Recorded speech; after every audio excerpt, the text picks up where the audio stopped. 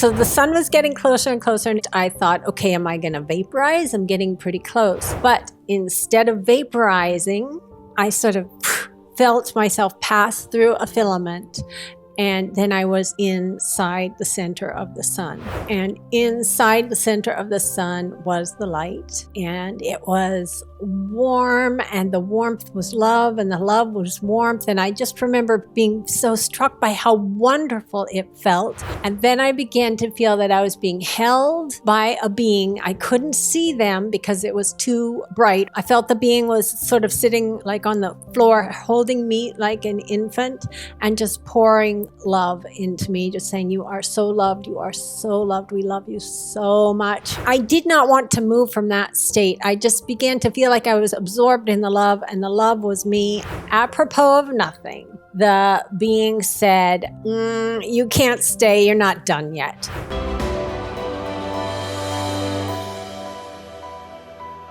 Well, hello, Louisa Peck. Welcome to the show. I'm truly honored by you joining me and looking forward to our conversation. So how are you feeling today? I'm great. How about you? Well, I'm doing great. And I got to tell you, every week we bring you powerful stories about life after death, awakening, and what it means to be human. And if that resonates, you'll love what's coming. Today, I'm joined by Louisa Peck, a writer, speaker, and former self-proclaimed foaming at the mouth atheist, whose near-death experience shattered everything she thought she knew. So what began as a tragic overdose in a New York City nightclub became a profound spiritual awakening that ultimately led her through addiction, recovery, and transformation. And now, decades sober, Louisa shares how NDE wisdom and 12-step teachings converge to remind us there are no coincidences, only opportunities to love more. So Louisa, it's an honor to have you on the show. Welcome. Thank you, Brad. It's good to be here. I just want to say to your listeners that if anybody has lost someone or is in the process of losing someone or maybe passing over themselves, I am so certain of the other side and so certain of just the wonderful, loving glow of the light. And I hope that what I tell you today will give you some comfort. I have just lost a family member, sort of lied to say I'm fine, but I'll tell you about that at the end. But it does help to know the bliss of the other side. So when I had my NDE, I was a foaming at the mouth atheist. I also didn't differentiate between religion and spirituality or spirituality and spiritualism. Spiritualism being the belief that there are spirits all around us. I now am living in a house that I share with a ghost, and I'll tell you about her at the end. I also share it with 2 dogs and a cat, and they could make an appearance. Well, it's amazing, Louisa, because this is exactly why guests come here. I go into the comments all the time and answer them and get into these conversations, and they all come in time and time again. I lost a person that was, 10 years, 13 years old, a grandmother, a neighbor, a close friend, and they all want that comfort and reassurance to know that there is another side. And by the way, believe it or not, it's also pets. You mentioned 2 dogs and a cat. Are those pets on the other side? So they love hearing these stories to get that assurance. I had another comment very recently that was a person that was very frustrated, and they said, why is it that just a handful of folks are having NDE experiences so they have a knowing? They go, I want to have an NDE experience so that I have a knowing. And of course, that's why they come and listen to so many of these things, right? Mm-hmm. And so we will talk about all of those things you talked about today, your NDE experience, your family member that passed and how that affected you, your ghost in the house, in the smoke alarm, and so many other things as well. It's going to be the greatest episode ever. So thank you again for being here. And I would like to hand you the microphone and the stage to begin with your amazing NDE experience. I'll just note that only, I think, 15% of people who die and are resuscitated have a near-death experience. If you think about it, that's the same proportion of people who are left-handed. I think it has something to do with whether you can retrieve the memories. Well, that's interesting because I'm left-handed, but I haven't had an NDE. So you and I together cover the 15% of left-handed and NDE. Yeah, or maybe 30. Anyway, I was a foaming at the mouth atheist, and I had finished college and gone to New York City because I wanted to live a glamorous life with lots of, this was at the time of Studio 54 and so on. And I invited a friend down to the city. He was a private school math teacher, but he had sold cocaine in college, and I was pretty sure he would bring cocaine, and that was part of my life then, in addition to drinking daily very heavily. So he did bring the cocaine. We did a bunch of it before we went to the club, and then we went to the club, which was called the Peppermint Lounge, and it was in Greenwich Village, and I was just thinking, this is so cool, I'm doing so well. And we were dancing, and I was feeling that I was almost there, almost cool, almost glamorous, almost all these things I wanted to be at 22, according to my value system, which was largely taken from popular culture, movies, and things like that. And we ran out of cocaine. And so we started coming down. And coming down for me brought on all the feelings I dealt with all the time, awkwardness and insecurity. And I didn't want those things to come back. So I wanted to get more cocaine. I was a bus girl at the time, so I had lots and lots of tip money in cash. And he had some money too. And we put it all together and bought what we thought was cocaine from a guy in the club. He sold us I think it was a gram of white powder. He told us it was good stuff, and we rubbed it on our gums, and it did numb our gums, and so we just assumed it was cocaine. And he vanished. And then we snorted it, and it did nothing. And my date, who was kind of a connoisseur of cocaine, said, we've been ripped off. This is not cocaine.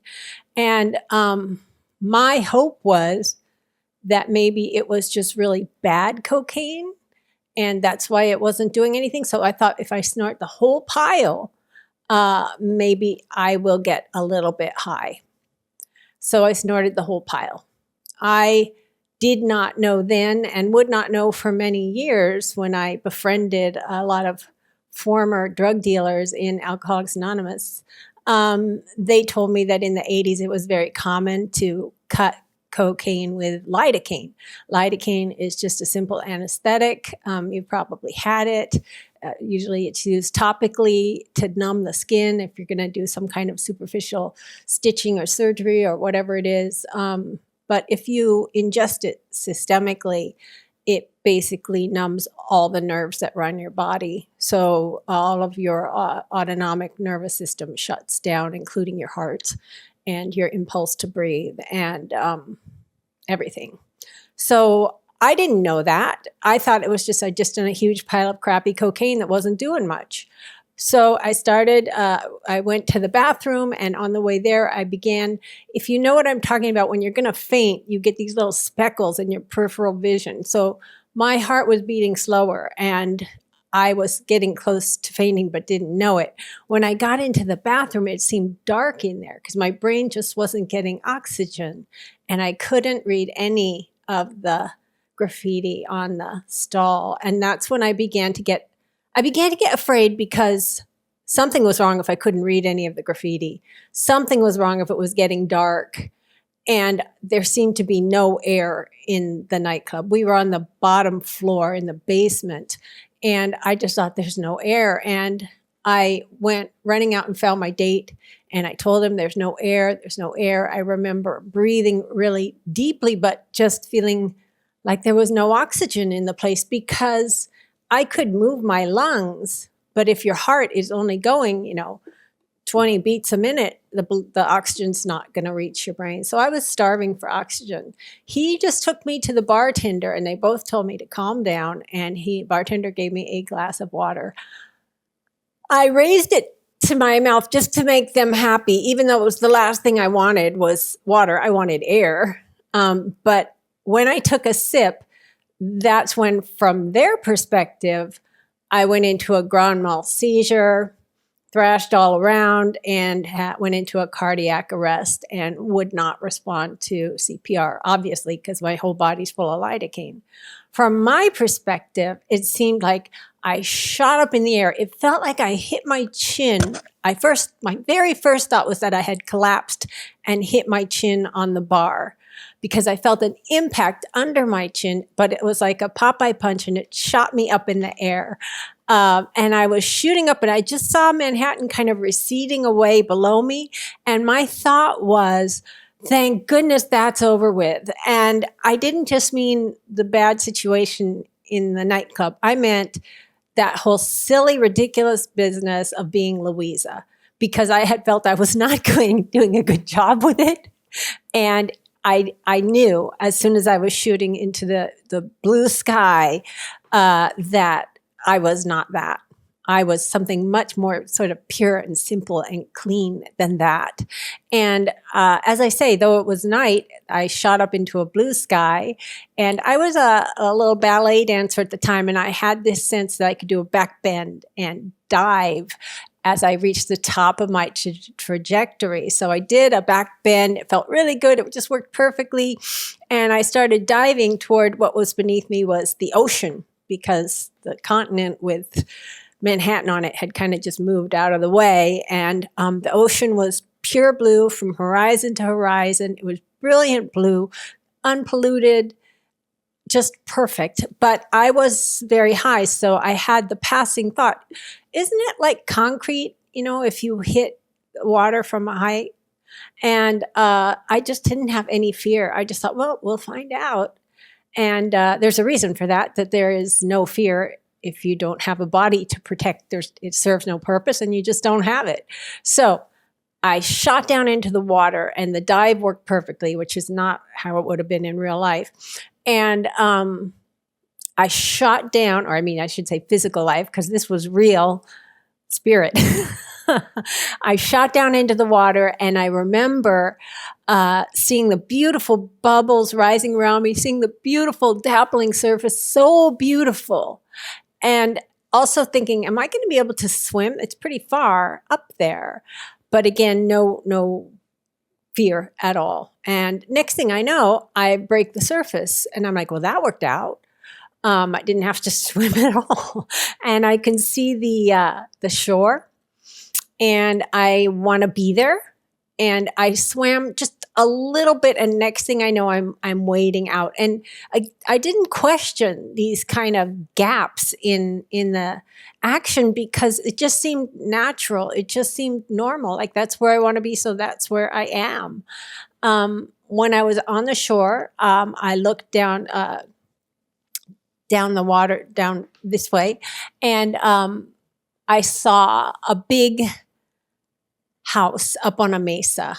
And it was very weather-worn, but I just was excited to see it. I knew it had to do with me, and I wanted to get to it. So I started walking toward it, but this time, instead of just showing up at the door of the house like I'm hoping, or, where I want to be, I end up at the bottom of the mesa, which is covered with this disgusting kind of putrid brown-green slime. And it was revolting, and my thought was, is it rotten seaweed, or it's all slippery and gross? And that was all the slippery grossness in me. That was all of my selfishness, resentments, lying, cheating, all the things I had done in my life out of my own insecurity. I didn't know that. I just thought it's gross, but I can climb above it. And I did. I climbed above it. But in the process of climbing to the door, when I reached the door sill, I had lost my body completely. I was just a little point of awareness, and I was maybe about an inch above the door sill. But I had this kind of plucky, insistent feeling like, yeah, I don't have a body, that sucks, but it's not going to stop me. And so I passed over the door sill. So as soon as I passed over the door sill, I saw the wood was super worn. Like, if floorboards are walked on again and again and again, and they lose all their varnish, they become almost kind of powdery and fibrous. And that's how this wood looked. And I intuitively knew immediately that it had gotten that way because all my ancestors had crossed this same threshold. Now, I was somebody who didn't know their ancestors, didn't know their family. I come from a somewhat dysfunctional family, and so I didn't even know my cousins, let alone, great grandparents or anything like that. And I really didn't care about them in this life as a 22-year-old. But on the other side, I cared about them immensely. And I was so honored that it was my turn, little old me, my turn to be here, come through this house. And I felt them all around me. I did not see them, but I felt their presence. I felt their love. And I felt their anticipation and excitement to get to be with me. They were not with me yet fully because I had not fully crossed over, but they were excited for that, especially my grandfather, my father's father, who I'd never met. He was really excited to meet me. He died before I was born. So I felt him in particular, which is it's just odd, but that's what matters on the other side, is that you are a leaf on the tree, and next to you are these other leaves that are your family. So there was supposed to be an armchair in the middle of the room that looked out through a big picture window at the ocean where the sun was setting on the horizon. And I was very bummed. I felt gypped because the armchair wasn't there. And I felt like all my ancestors got to sit there and enjoy the view. That's the deal. That's what you do here. And I can't reach it. And I want to see. And as soon as I thought, I want to see, somebody else took over my movements. Something grabbed me by, I didn't have a sternum, but if you think visually, close your eyes, where is your sternum? That's where it felt like, and pulled me over the floor. So the floor was moving under me, and I was just thinking, whoa, what's happening? Whoa. And then we went up the wall, and I was like, this is so cool. And I couldn't believe it. We went over the windowsill and out, and then I was zooming over the ocean, and in front of me was the sun, and I was flying over that path that the sun makes of reflection in the water, and the sky was lit up in beautiful colors, and most of all, the feeling was this delicious zooming. If you can just imagine being Superman and zooming, how good that would feel. That's how good it felt. And this is a hallmark of NDEs, this rush of moving forward. In what was happening, I believe now, is that my vibration was being raised to the point where I could meet with my guardian angel. I didn't know that. I just thought this feels wonderful, a little bit too wonderful. And I had a kind of skeptical thought, like, this is, people dream they're flying, is this real? And someone answered me with a very strong, kind of resounding, I didn't hear it, but you feel it in your bones, sort of. I didn't have bones, but that's the only words that I have for it. This resonance that said, more real than anything back there. And I knew that by back there, it meant back in my physical life. And I knew that it was right. That I had to admit, although I was very startled to be answered in my wondering, because I had thought I was alone, I had to admit it was much more real, much more vivid, much more immediate, much more present. It wasn't being filtered through, retinas and eardrums and nerve endings and getting formulated in my brain into a kind of hologram, which is what's happening now in your physical life. It just was. And that was really cool. So the sun was getting closer and closer. And again, I began to kind of muse as I began to see the corona on the sun. And it was vast. I thought, okay, am I going to vaporize? I'm getting pretty close. But instead of vaporizing, I sort of felt myself pass through a filament. And then I was inside the center of the sun. And inside the center of the sun was the light. And it was warm, and the warmth was love, and the love was warmth. And I just remember being so struck by how wonderful it felt. First of all, the nature of the warmth felt so wonderful. And then more and more, the awareness that it was love. And then I began to feel that I was being held by a being. I couldn't see them because it was too bright, although people say bright, but it's just absolute light, and it doesn't hurt your eyes or anything. I felt the being was sort of sitting like on the floor, holding me like an infant and just pouring love into me, just saying, you are so loved. You are so loved. We love you so much. And it was for me specifically. It was Louisa. This being knew me better than I knew me, and adored me. And I did not want to move from that state. I just began to feel like I was absorbed in the love, and the love was me, and the being, I just all began to kind of merge for me into just love. And, you know, boy, you don't want for anything. That's all we want. And then, apropos of nothing, the being said, you can't stay, you're not done yet. And that meant nothing to me. You can't stay meant something, because I had a feeling I had been somewhere before this and I did not want to go back there. And you're not done yet meant nothing to me. And it suddenly went from light to total blackness and a sense of dropping. The minute it had said you can't stay, I had said no. And I wished I had fists and feet that I could kick and scream, but you're just in a space there. There's nothing, no ground to hit. No, you can't.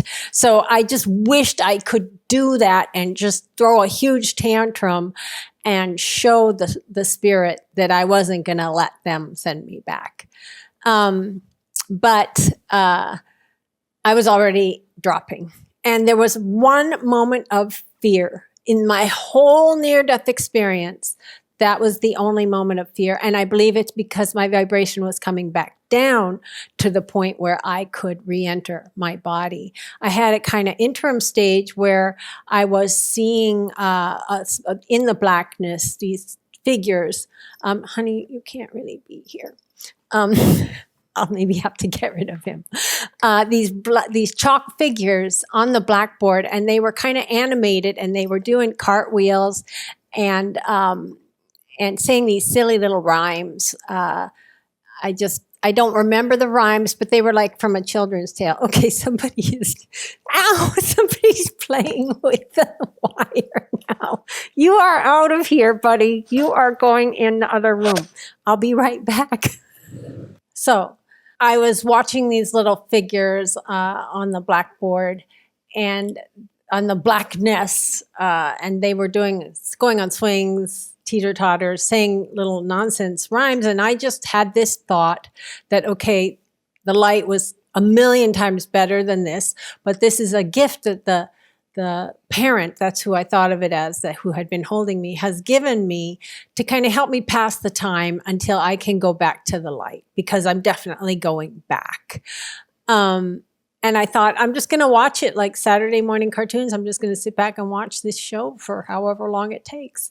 And then one of the stick figures, kind of his face filled in like a plate instead of a circle, and he started getting in the way, so I couldn't see what the others were doing. And I really wanted to say, hey, you're too close and you're in the way. And then I realized his little rhymes were, how many fingers? What is your name?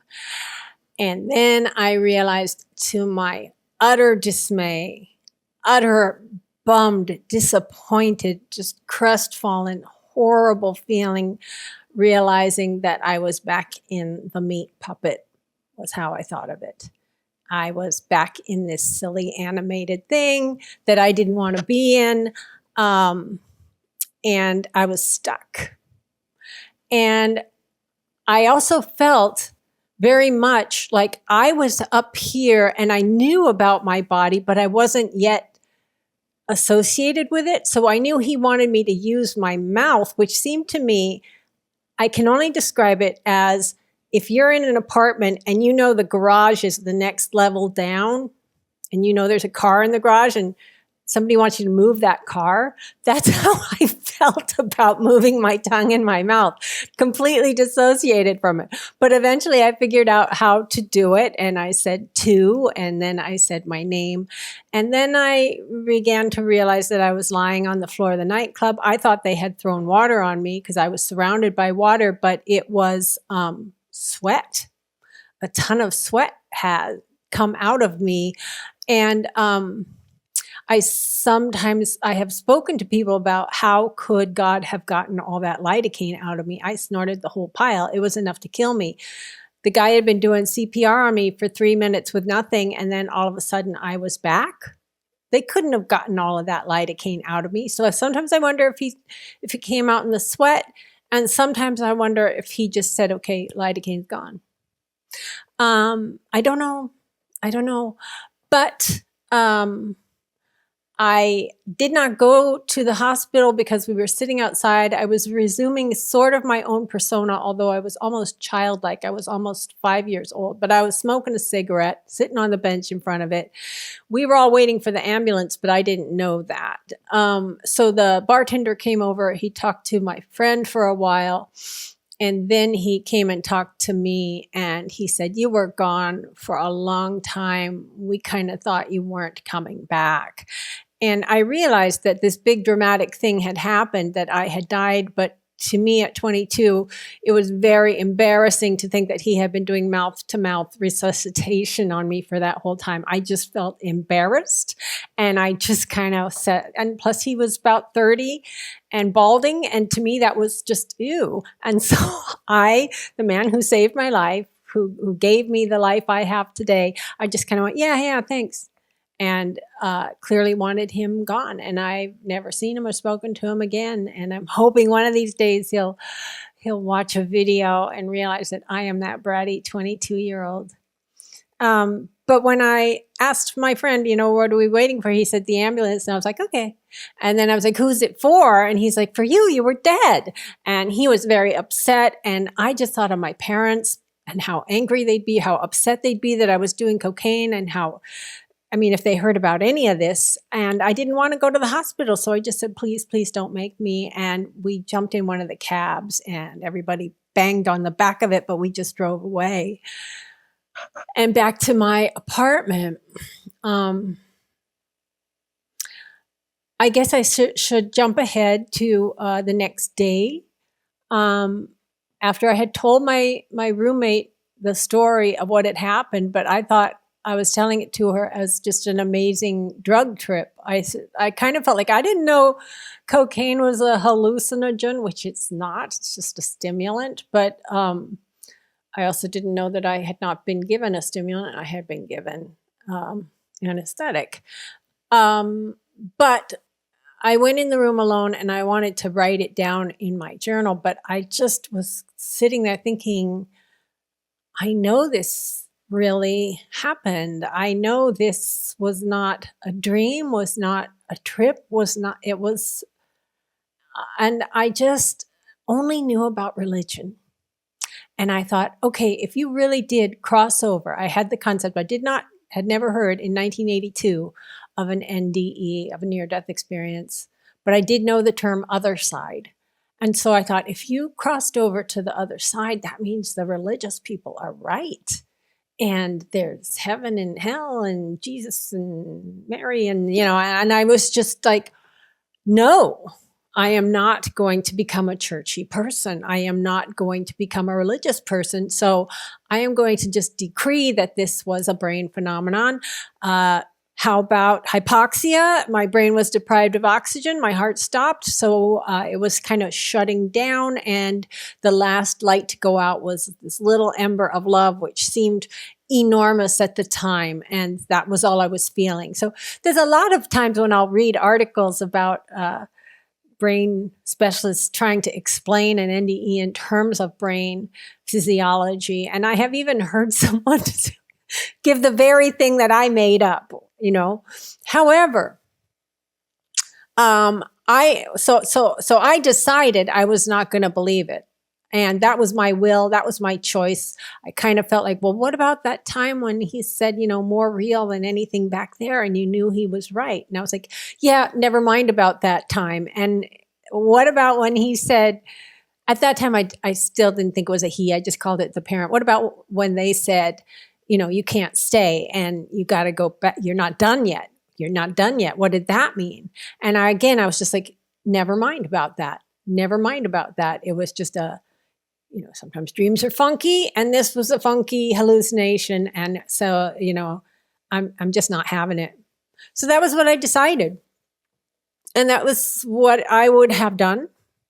But when you have a near-death experience, you have crossed over and you have crossed back and you have opened some kind of portal pathway. I tend to think of it as that we have an actual sort of aura around us, and it's sort of a cell, like a cell boundary, like a cell in your body is separated by a membrane to not be just awash among the other cells. And we each have a spiritual membrane, which is made of fear and anger, so that we are independent. And crossing through it, you tear it, you break it, and the energies can seep in. I was talking to, I was talking to some people who he just recently had a near-death experience, and about 2 months after his near-death experience, which was just in 2023, they started, both of them, seeing spirits all over their house. And I was saying to him, Emmanuel Swedenborg says that once the spirits know you have crossed over and you can sense them, they will become active. And I don't know if that's what's going on in my house with this woman, and in my previous house it was a different woman, but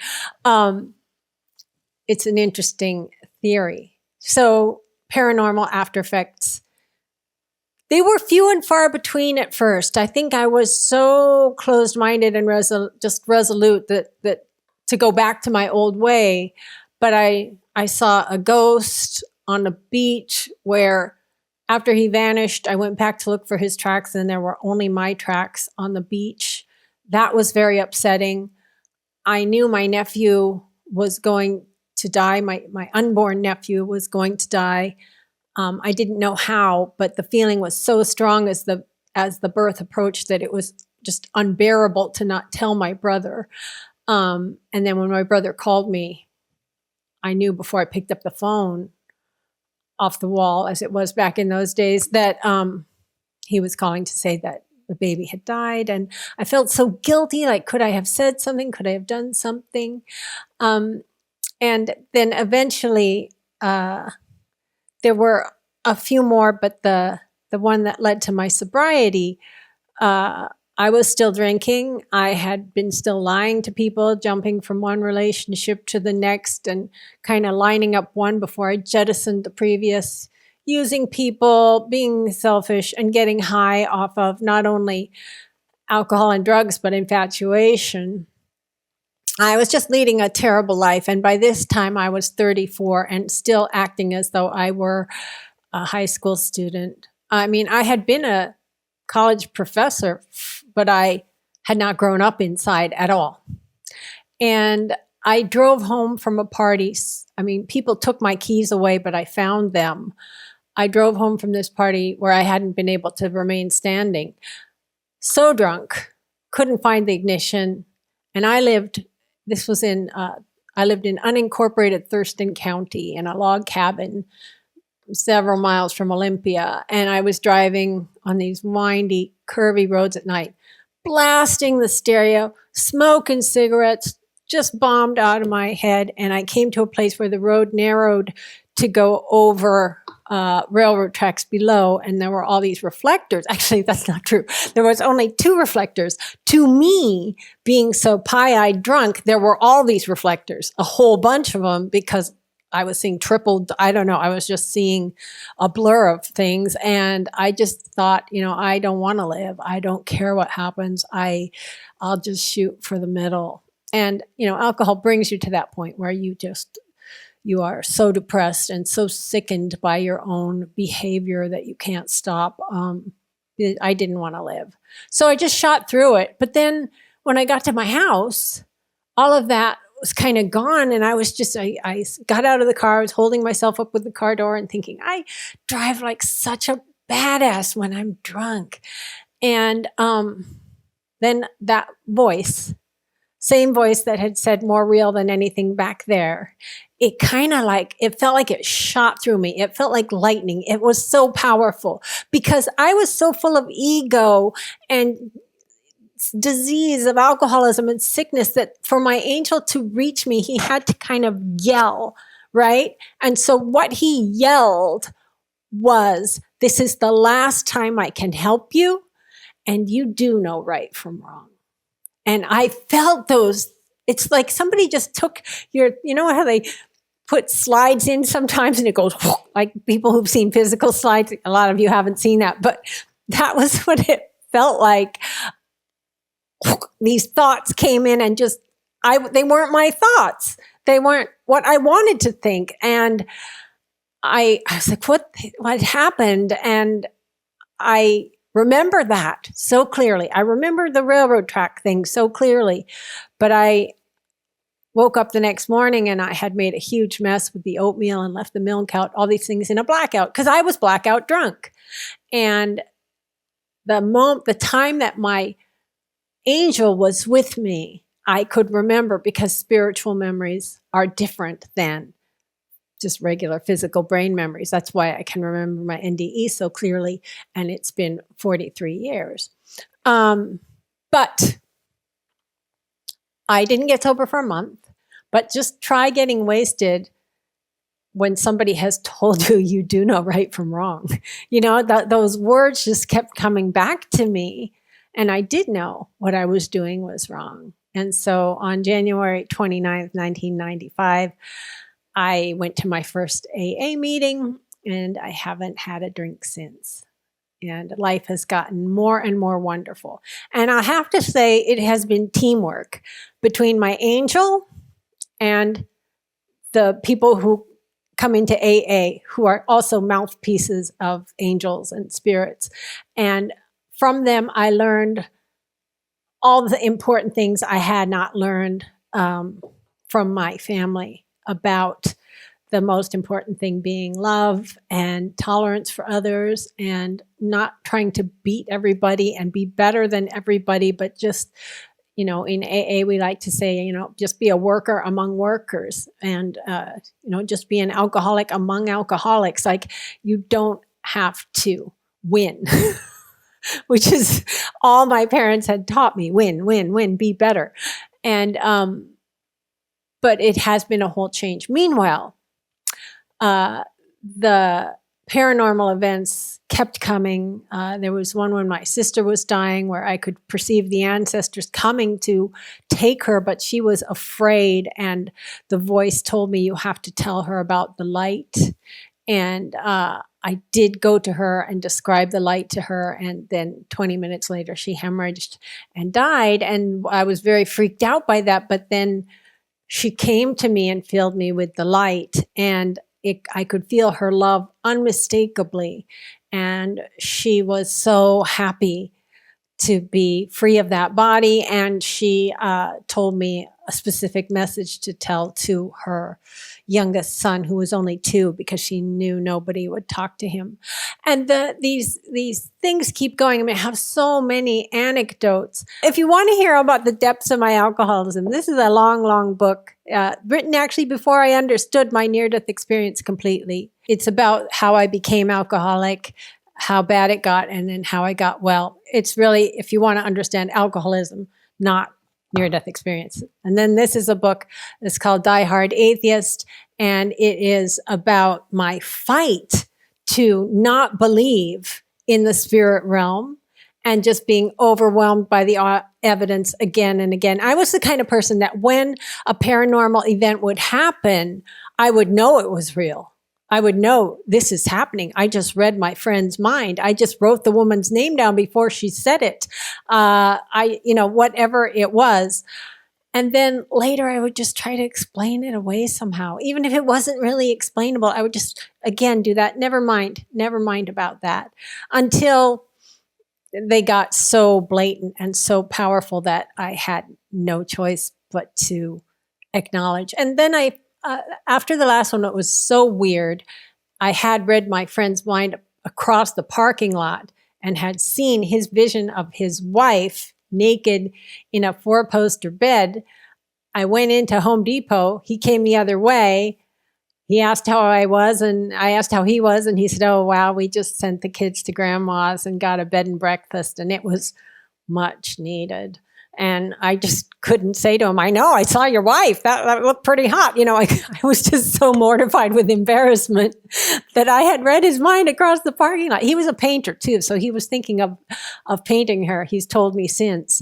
And I went home, and I guess I had Google, but I still didn't know near-death experience. I just Googled died and came back, and weird things. Anyway, finally, I found Seattle Ions, and that's where I learned that I'm just an NDEer among other NDEers. So, you started this off by talking about your perspective from atheist, from your father, your parents, your upbringing.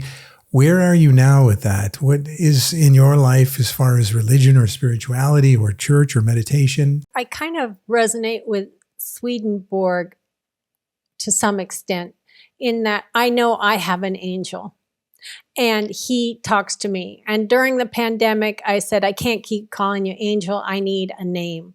And so he sighed and he said, I have had so many names in so many lifetimes, and none of them are in alphabets that you know.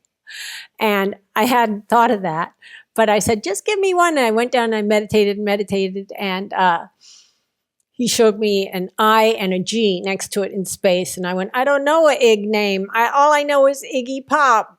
And he said, what's Iggy Pop's real name? And I was like, I never thought about that. And then I was like, Ignacio. And he was like, and then he put an E below the I, a capital E. And I said, Ignacio? And he said, you can call me that. And I Googled it, and it means born of fire. It's an Etruscan name for born of fire. You now have a name and you have a spirit and you're connecting to him. So oftentimes after NDE experiences, you have this long process, partially what you talked about of integration. How do you integrate that in? How do you understand these new gifts that you have and these after effects and how to use those? And then I know from there, you're an author and a teacher and a speaker and so forth. So you've had 43 years since the NDE. And I believe like at least 30 years since 1995, since you went to AA, Alcoholics Anonymous, right? And so there's a lot of years in between there to do some serious integration and then to sort of give back to the world. Yeah. And I've also, communicated with my father after he died, and a lot of communication.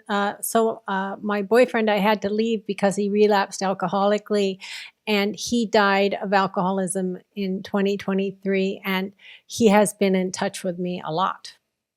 And it's very cute because he had always said to take his ashes and drop them off the cliff of the mountain called Three Fingers. And I tried for a year to get someone to come with me. You've got these wooden ladders that go up the last 200 feet and the road is washed out to get there.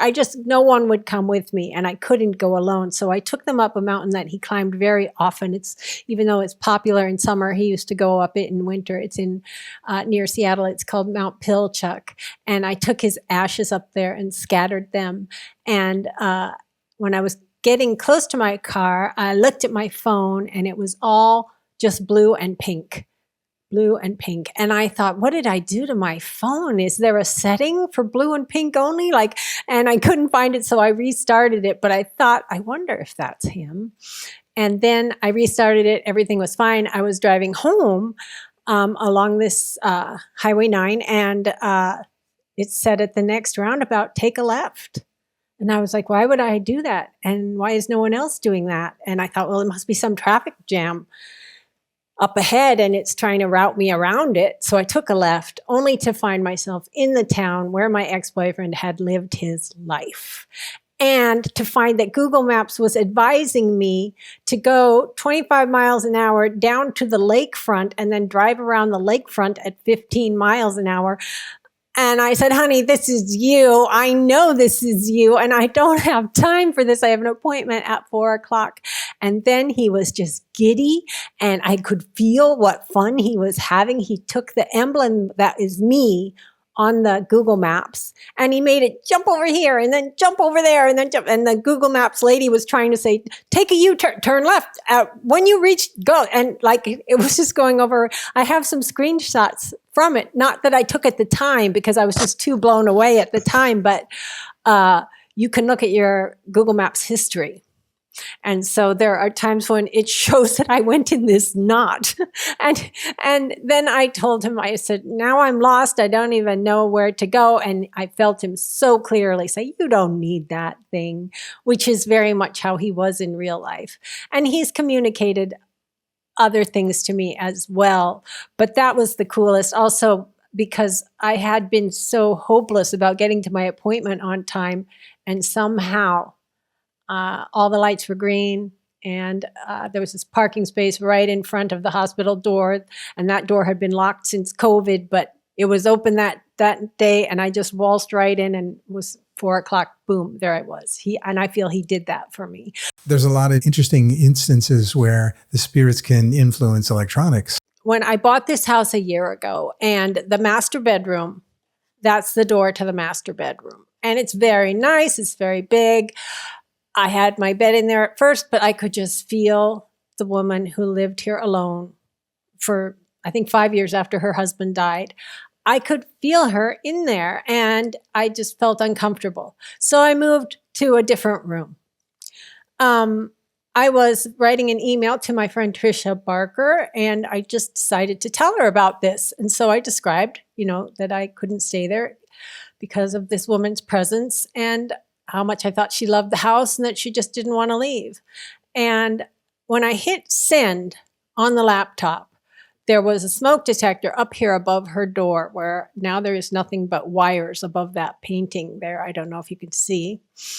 But the smoke detector went off. No smoke, no nothing. And so I thought that's weird, but I'm always trying to come up with a normal, mundane explanation. So I thought, sometimes they kind of tweet when the battery's dying, maybe this is just kind of stuck in a tweet pattern or something, but maybe it just comes down to the batteries dying. So that's 11 feet up. So I had to get an extension ladder, climb up there. It's deafeningly loud. My poor dogs have run outside. I get up there on the extension ladder, get it detached from the wall, and I see that it's wired to the wall. And so there's no reason for a battery to be going off. I couldn't find the battery at that time. Later, I found it did have a backup battery. But my thought was, how am I going to make this thing stop? Do I have to rip it out of the wall? And as soon as I thought that, it stopped. So then I was like, oh, okay, cool. I put it back. I thought that was that, right? I thought it was weird. I thought it seemed kind of woo-woo, but I was still willing to say maybe it just was some kind of short circuit. I don't know what. So go forward until October 16th, 3:30 a.m. That thing goes off again. And I got up and came out here and stood behind where I'm sitting here and just looked up at it kind of with my hands on my hips. And I said, look, I know this is you. Knock it off. It's 3 a.m. And then I said, okay, I'm going to pray. And I was angry. Prayers don't do anything if you're angry. Because I was like, God, make her stop. God, make her stop. But it's not, if you're mad, you're just going to hit against your own boundary. It's not going to go anywhere. So I got back in bed, slammed the door. It's still going so loud. So I came back out and I just cleared myself. And I have to be careful because I don't want her coming to me again. I cleared myself and I filled myself with loving thoughts. And I repeated goodness, kindness, mercy, love, but really focused on her and her name and giving them to her. And then I said, please make it stop. And I went back in my room and I closed the door and it stopped. So I thought, yay, I'm a Ghostbuster. Yay, I fixed it. I was so pleased. And then my cat is a kitten. He wanted to be fed in the middle of the night. So 4:30, I got up and gave him some food in the bathroom, gave him some pets and everything. Then I walked out, and in this space over here, there was her voice ringing out in the acoustics of the room, full volume. And the syllables themselves were kind of garbled, but her tone was of panic. Her tone was of urgency and panic. And I raced my brain up. My first thought was maybe Alexa somehow went off by itself, but Alexa was completely dark. I thought maybe the TV in the guest room went off by itself. I would have been fine with something going off by itself. I just didn't want it to be her speaking. So no, it was coming from this area. And you have to think, it was black with a little light for the microwave, another little light for the oven. And in that blackness, suddenly I realized that she was taking all my body warmth away from me. It felt like the room was under 30 degrees. It just felt so cold. I was so cold. And I think somehow she was taking my energy to make this sound in the room. And then I just heard the last sentence was, I can't reach it. And I understood she was talking about the smoke detector, that she had had some kind of traumatic event with it and was reliving it as a ghost. And I went in my room and I shut the door, and we were all in there, the cat and the dogs and me. And I just said, you cannot come in here. And that was that. But I didn't want it to happen again. So I got up on the ladder. I took that thing out. I bought a new one, but I haven't installed it yet. I just took it yesterday I live in a rural area. I took it to the dump and put it in the free stuff area because I don't think that it's going to haunt. I think it has to be here for her to use it. Oh, yeah, I think so. I think you're right on that. So that was a pretty good move, getting it out of there. So what do you think is going on there? This person, when they pass away or they transition, did they just not go all the way? They got stuck sort of in between, and is that what a ghost is? I've seen 3 ghosts, but I think that in this case, I think most of her has transitioned to the light, but there is a part of her that is stuck in this trauma loop. She was alone here. She was frail and heavy. And it's up in a corner where if you had smoke, it would just hang there and you couldn't make it stop. And there's 5 acres with nobody on one side, 5 acres with nobody on the other side. She was completely alone here, and she felt helpless and afraid. And somehow that loop is stuck. The ghost that I saw on the beach was looking at the horizon. He was dressed like Mr. Fishsticks in old-fashioned rain gear, and he was looking for a ship that on the horizon. We were in the middle of a storm, so you couldn't even see the horizon. But I've thought later, it was as if he was desperately hoping that a loved one on this ship would come back and realizing it wasn't going to come back. That was in Gloucester, Massachusetts, where there have been, there's hundreds of names, drowned sailors on a plaque in downtown. So that was something very upsetting for him. On the other hand, I met a little boy in the park sitting alone in kind of dated clothes. And I asked him, he had no toys. He had no nothing. He's just sitting on the grass. And I asked him, hello, are you okay? Are you okay? And he ignored me. 5 years old. And finally I said, hey, are you okay? And he realized I was talking to him. And he looked at me. And when he looked at me, I got these shivers. And I said, are your parents here? And he went, and there were no parents. I looked at way down the hill, far away, there were parents, but I was not sticking around because of the cold I got from him. So there's this thing called liminal Seattle. I Googled, and within a block of where I was at that park, there was a story of a little boy, 5 years old, appearing in a house and giving tremendous chills, making the person who was writing about it cold. So in his case, there's no trauma. He just doesn't know he's dead. He just doesn't know he's dead. He's just hanging around. So let me ask though, isn't it the case that we all have spirit guides? Mm-hmm. And, we have these angels that are looking out for us. Mm-hmm. So as we transition out of physical form, we certainly, most accounts, you wouldn't really be alone or confused or lost or this. Mm-hmm. You're pretty much dealt with right away. And oftentimes it's a question of would you like to stay or return and so on. Are you saying there are situations where you go to the other side and you're confused. You don't know you're dead. And then for extended periods of time, you're haunting. I don't know, but I think it's got to do with that membrane, that if you have too much anger, too much fear, too much. I mean, I was not a good person at the time when I died, but I transitioned through all these levels and through the slime and got to the sun. It was my journey through different vibrations. And if you look at it, different elements, air, water, soil, wood, fire. But I think that you can block yourself.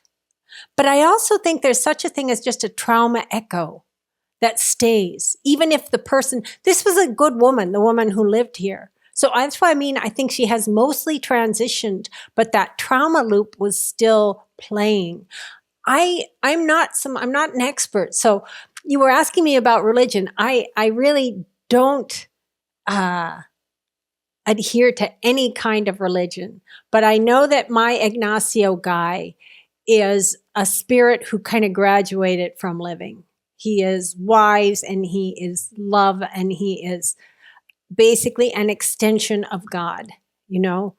And you wouldn't say if there's a ray of of light from the sun, you wouldn't say, well, that's not the sun. The sun's up in space. Well, he's not God. He's a ray of God. He's an expression of God, same as we are, but he's higher. He's in angelic form. I feel that a lot of my NDE friends and we talk about our team, that there's not just one angel with each person, there's a team. And I've heard people who crossed, this one guy I talked to, he came back and he said, I just missed them all so much. I loved them so much when I was on the other side, and I can't believe now I can't find them. Now I can't, it's a very intense thing because these people are with you for many lifetimes. Yes, no, I do. And I think that's very helpful because a lot of people, I think, would have those questions. They listen to the NDE experiences and they all sort of make a lot of sense. They're all unique, of course, like each individual. But they're consistent in many ways. But the notion of the ghost, the wandering, the haunting, and so forth isn't really, that doesn't kind of come out in NDE stories super clearly, at least not to me. But I have this next section that I have called Heart's First Whisper. And this is where I have some questions I have all set up for you where you can answer with your heart, not your mind or your thoughts. What do you think about that? Let's do it. All right, here we go. Well, the first one is, number one, what's the first word or image that comes to you when you recall being held in the light? Love, warmth, And the feeling that I had because I had been battling so hard to be good enough all my life was finally, I'm good enough. Nice. And you told that story so well in that way too. I think that's common for a lot of folks, always reaching out, thinking it's right around the corner, not knowing exactly what it is. And then you get to the other side and you feel that all-encompassing unconditional love. Must have been amazing. Mm-hmm. Well, hey, that brings us to number 2, which is you said the sun was the source of life and you flew straight into it. So what does the sun mean to you now? I think that the sun was my particular emblem for God. Everything on the other side is not physical, it's symbolic. So that's why, when people are told, if you cross that river, you can't come back. If you cross that wall, you can't come back. If you cross that painted line, you can't come back. It's just a symbol for boundary. And if I had been raised religiously, I probably would have seen Jesus. But my father had told me that the sun was the source of life. So for me, now I would say my higher power is simply nature. It's just God in every creature, in every plant, in every tree. And yes, the energy for all of those life forms does come from the sun. Photosynthesis is the foundation of almost all the energy in the earth, but it's the whole system of, I can't think about the universe. I know there are other worlds, there are other planets. People see them in their NDEs. I did not.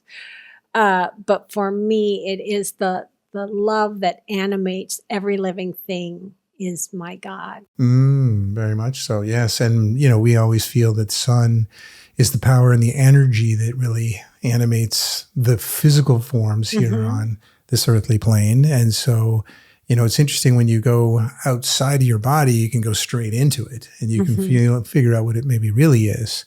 Well, hey, number 3, if you could whisper one sentence to your 22-year-old Louisa at the Peppermint Lounge, what would it be? When my father came to me, he showed me the crib in which I had been an infant, and he said, I loved that. And I said, what do you mean? And he said, you didn't have to do anything. And what he meant was, you didn't have to prove yourself. He had raised me with a kind of conditional love, and now he was trying to say that that wasn't real. So I would tell myself, you don't have to jump through hoops. You don't have to, be the greatest of whatever. You're enough. You're good enough just the way you are. And just focus on loving, not getting. Right. Now, let me ask you today, 40 years later, are you able to live a life that's unconditional, where you can truly be yourself unfiltered? I am pretty unfiltered. You should ask the people in my AA group, because they are not spiritualists. And I just told them, hey, you can think I'm crazy, but I need to talk about what's going on. This woman haunted my house. I need to talk about it. And, some of them are on board with me, and others you can kind of see they just think it's nonsense. But I am what I am, whether they approve of it or not. On the other hand, we just had a death in the family. My older sister, her son, schizophrenic. He's actually not dead. I shouldn't say that, but he was trying to go off his antipsychotic medications, specifically anti-suicide. He tapered them too quickly. He sensed he was going to do something, so he checked into an emergency mental health facility and just said, I'm scared for myself. And they didn't watch him, and he threw himself off the roof of a parking garage and smashed his frontal lobe. And I think they're going to be deciding today to pull the plug. And he lived in Virginia, and my love was not big enough to reach him. And now I never can. And there was a family schism in my growing up where my older sister and brother derided me and my younger sister. And that resentment, after my sister died, carried over to him because he looked just like her.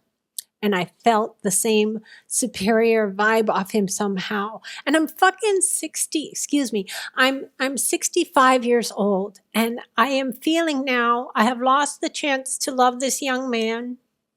I could have done it if I just got over myself, if I just got over my injuries, my hurt, and just said, I am uncomfortable, but I'm going to go by that and I am going to love you. And so I know I still have room to grow. It's so weird, now that I'm old and a lot of my friends are old, to hear these people in their 70s, 80s, and even 90s still talking about childhood wounds, And that's what we wrestle with, growing beyond those wounds. I told my son, I feel like maybe my parents messed me up a little less than they were messed up. And I hope that I messed you up a little less than I was messed up, and that the progression is going, because when you are wounded, you can't help but somehow wound others. Well, when you do that, isn't it the case that, we're here for those experiences? Yes. I mean, for a person that's been on the other side and, it's love and bliss and so on, you couldn't have those experiences on that side. It almost feels like that's specifically why we manifest on this side in such a limited form, to have these crazy experiences you couldn't have otherwise. And if that's the case, some folks also say, well, there are no accidents or coincidences. Everything is happening for a purpose and for a reason for us to experience and to learn from, and to take that with us. So you can't take it when you go, right? None of your physical belongings and possessions, but you certainly take those experiences. Well said, Brad. And really, in our pre-life planning, we set up these hurdles, and these are the handicaps that we get. And then we say, I will love past that. And in my nephew's tragic suicide attempt, he is giving me more grist, more motivation to grow past whatever limitations my childhood burdened me with. I need to grow beyond them. Right. And it could be in your pre-life planning that the two of you had that agreement, that would be the experience that you would give each other. I'm sure of that with my ex-boyfriend. I'm sure. Right. Exactly. Good example. And so from that, then knowing that, or attempting to know that, how can you benefit? How can you allow those experiences to wash over and you literally take that wisdom in your pocket and then move on to the next? Yeah, I mean, there's just got to be a lot of humility and wonder, and I anticipate that I will look back on who I am now and be like, oh, that's when I was still doing X. Like, I don't even know what it is, you know? Ignacio, he told me to leave my house in Seattle and move here to the Oregon coast. And now he says, you're going to do stuff here. And I'm like, what am I going to do? And he's like, I'm not telling you yet. You just need to make friends now and get settled, and then I'll tell you. And so I have faith in him that when the time is right, he will tell me what to do. I think it may have to do with alcoholics. It may have to do with starting some kind of IONS group here. I don't know yet. But in the meantime, I can just focus on being loving and kind as I make friends here. Oopsie. As I put down roots here, doing that in the most loving way possible. Well, I think that is the best advice for sure. And then let life unfold. We don't all have Ignacios to kind of like whisper into our ear. That's pretty cool. But since you do, I think you're right. You put your rudder in the water and you float down the middle of the stream with love for sure. And Ignacio will whisper when the time comes. By the way, it's great that you're getting help, and it feels that most of us are getting help. That takes us right to question 4, which is the voice in the driveway said, "This is the last time I'm going to help you." And do you think that voice ever lies? And what I mean by that is, it's like, it'll still help you, but it's trying to get your attention. Yes. So I was telling my story, I believe, for IONS of, was it Dallas? I can't remember. And one of their people said, that's Al-Anon. That's Al-Anon. Basically, by saving you again and again from death, he was enabling. So he was saying, you have free will. And if you want to smash your car into the next railroad reflector sign and kill yourself, go for it. I'm not going to stop you. But you have this tool of this moral compass if you would just tune into it. And you could save yourself, grow your life, get well. So I think he just meant, I'm not saving your ass again. Yeah, in a polite way. Yeah. Without exactly. So, and I think it's like if you have the intention to take care of yourself and better yourself, I'm there and I'll help you along the way. But if your intention is to be reckless and drive crazy like this, I'm not going to nudge your car back into the center lane anymore. Exactly. All right, we got to work together as a team. It's not just me. Yes, and I have to have the will to live, and I have to have the will to improve and become a better person. He was telling me I have everything I need, although I had not gone to AA then, so I was kind of just adrift in this swamp. But he sometimes tells me now, slow down, there's a deer's going to run out in front of you. So I'll slow down and a deer will run out in front of me. He is helping. So he is helping, I think, that's going to happen for a long time.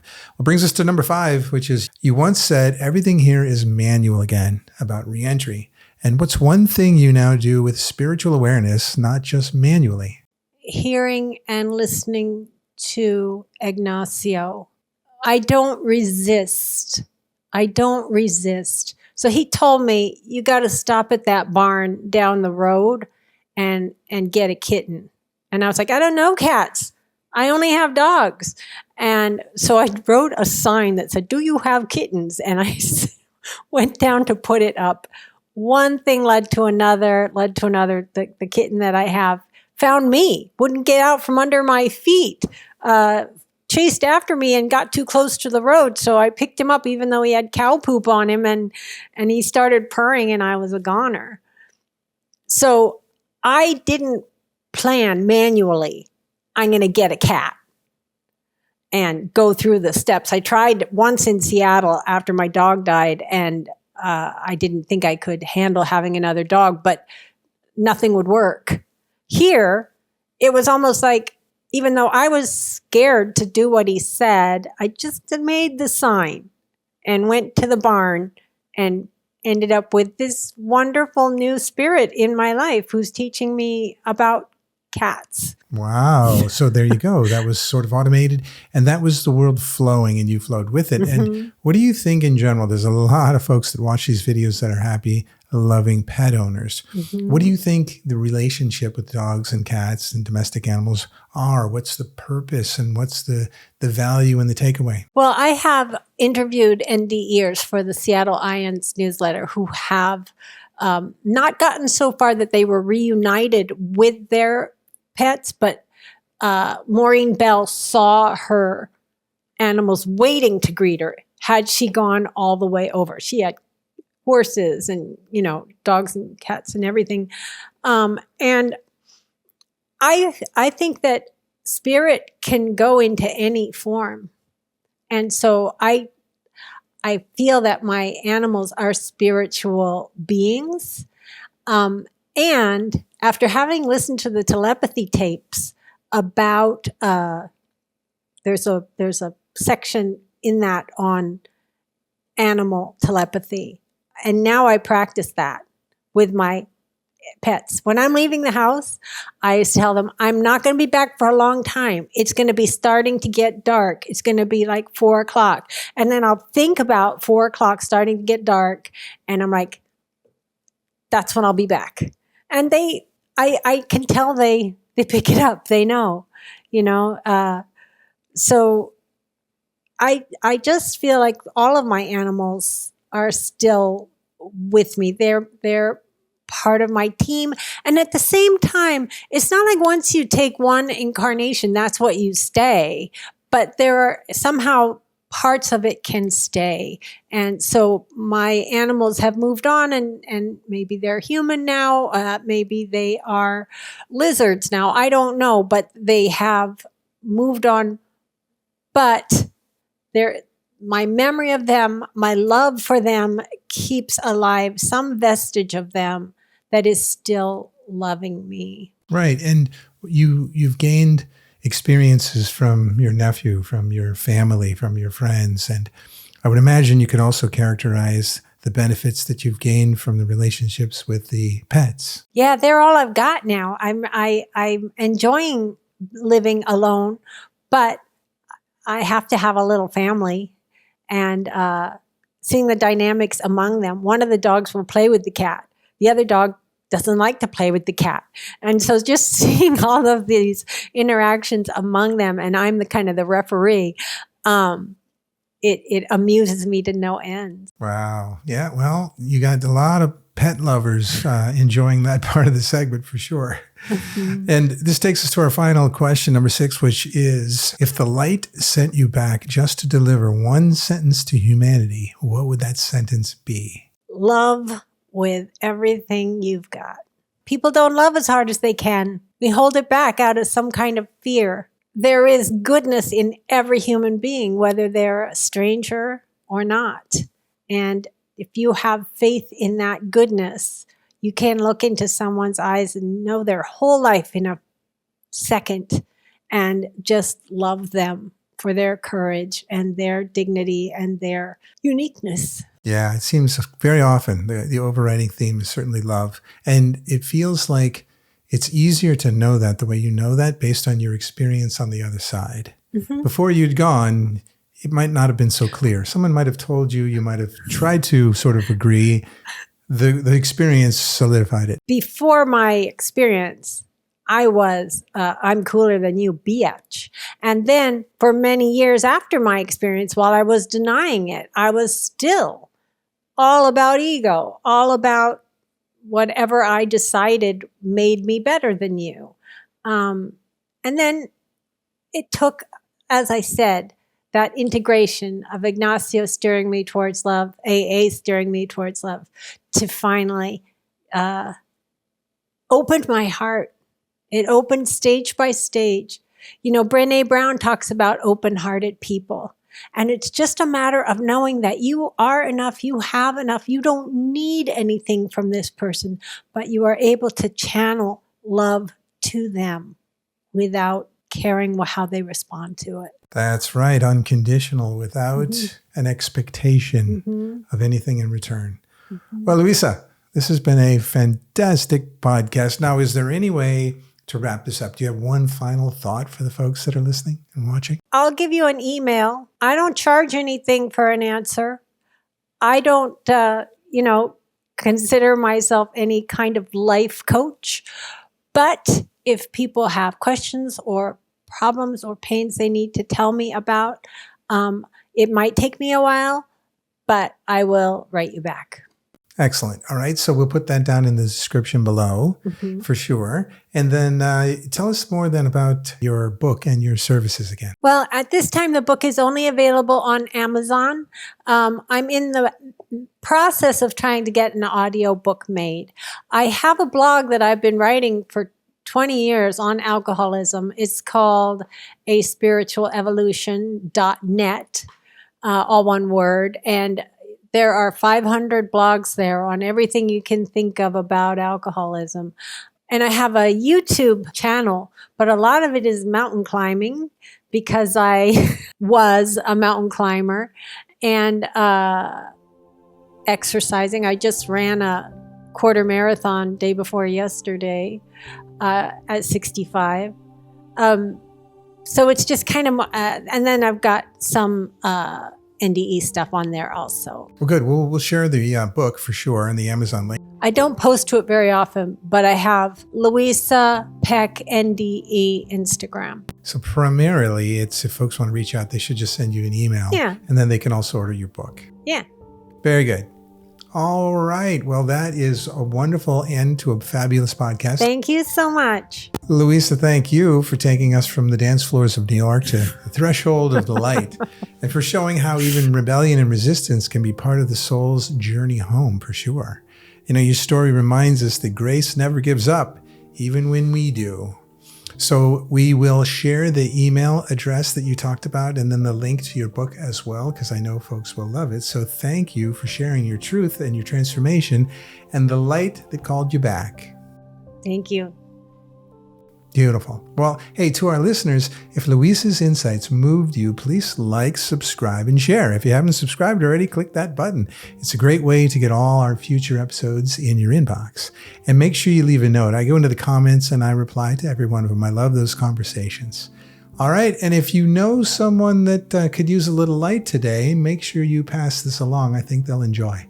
And until next time, keep questioning, keep exploring, and go beyond the illusion to discover your true self.